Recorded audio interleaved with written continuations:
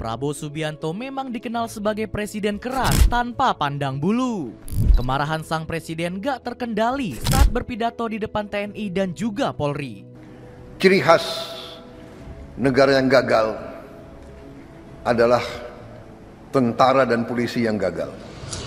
Mereka diberi kepercayaan yang besar oleh rakyat. Rakyat yang membiayai TNI dan Polri. TNI dan Polri harus mengayomi rakyat. Dirinya dengan lantang menyebut Indonesia akan jadi negara gagal apabila tentara dan polisi juga mengalami kegagalan. Ketegasan sang presiden langsung membuat berbagai media asing kagum. Mulai dari media The Guardian dari Inggris hingga media mancanegara lainnya. Penasaran kisahnya seperti apa? Dengerin ceritaku sampai selesai. Berani memberikan hukuman ke Deddy Corbuzier. Prabowo Subianto dikenal sebagai sosok yang gak pandang bulu dalam menegakkan kebenaran. Hal ini langsung dibuktikan oleh sang presiden dengan mengkritik Deddy Corbuzier. Selebritis 48 tahun itu dikenal sangat getol menyerukan dukungan untuk Pak Prabowo. Sebelumnya dia dengan mati-matian membela program makan bergizi gratis milik Pak Prabowo. Bahkan Deddy sampai mengancam anak-anak yang menyebut paket makanan bergizi gak enak. Ex-mentalis itu juga membandingkan perilaku para pelajar dengan anaknya sendiri.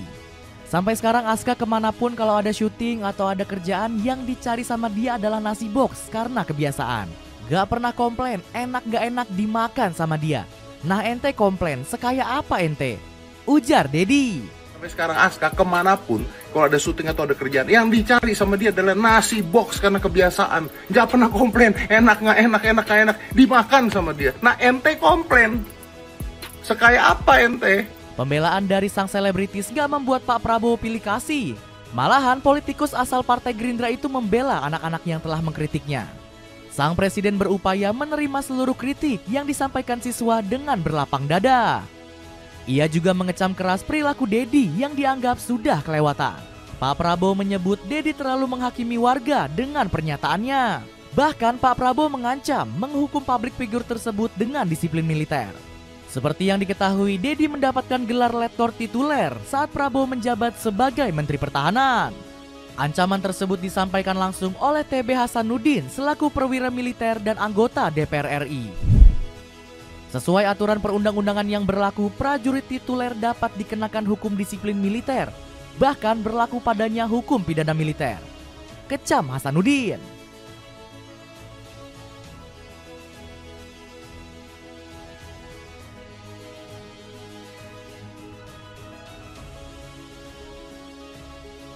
Memperbaiki citra TNI Polri.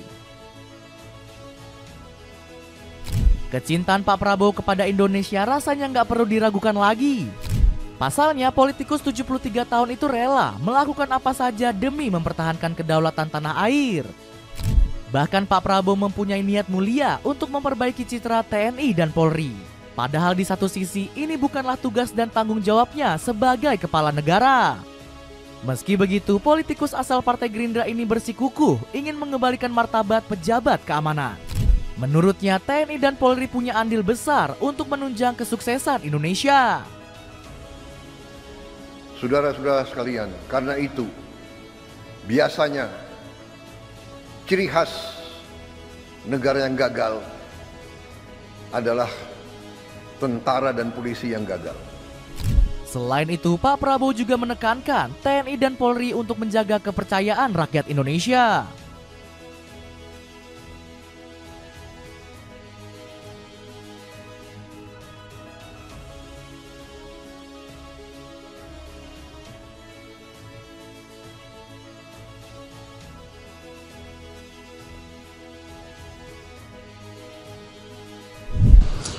Mereka diberi kepercayaan yang besar oleh rakyat.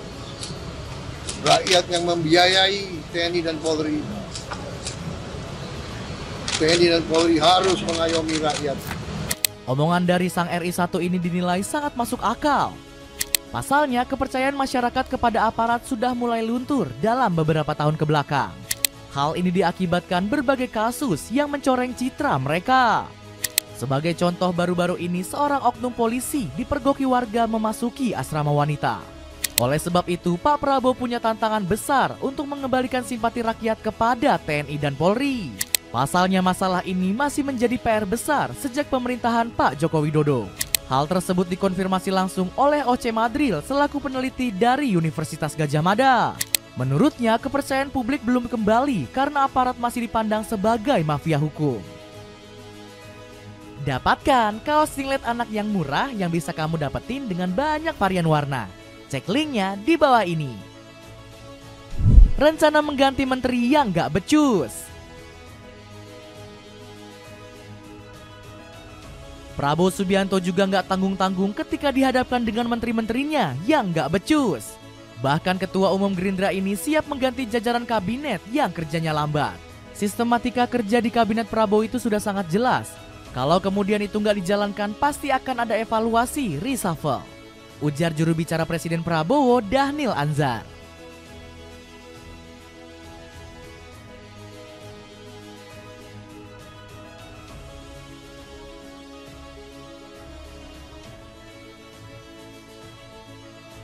Sebelumnya, Selyos juga sudah melakukan studi evaluasi kinerja kabinet presiden menggunakan survei berbasis expert judgment.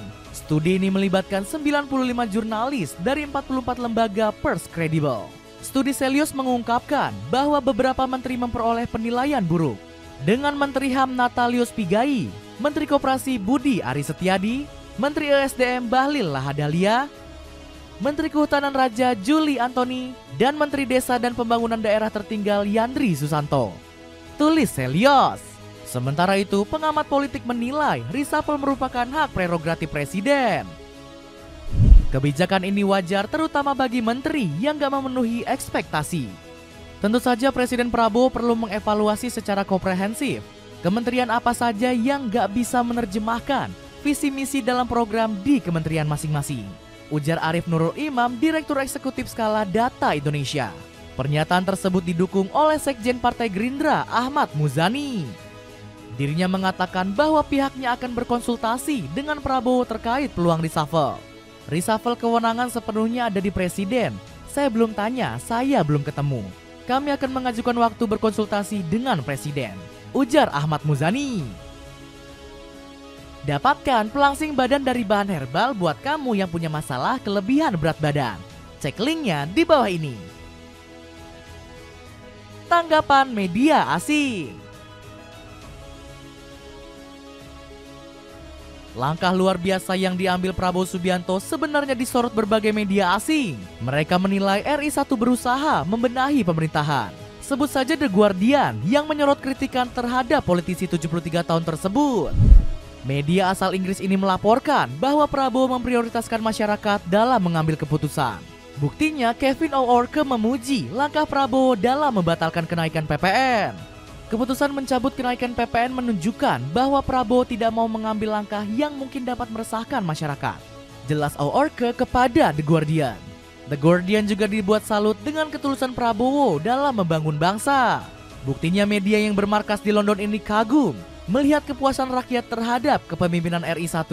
Survei bulan Januari menunjukkan kebijakan Prabowo diterima dengan baik, memberinya rating kepuasan sebesar 80,9%. Lanjut laporan The Guardian. Sementara itu, Human Rights Watch menyambut hangat gebrakan Prabowo di bidang HAM. Buktinya mereka mengapresiasi ketum Gerindra ini dalam memulangkan terpidana mati asing. Prabowo memindahkan beberapa terpidana mati asing ke negara asal mereka, menunjukkan komitmen untuk menegakkan hak asasi manusia di Papua dan berbicara atas nama hak-hak minoritas agama. Puji Human Rights Watch.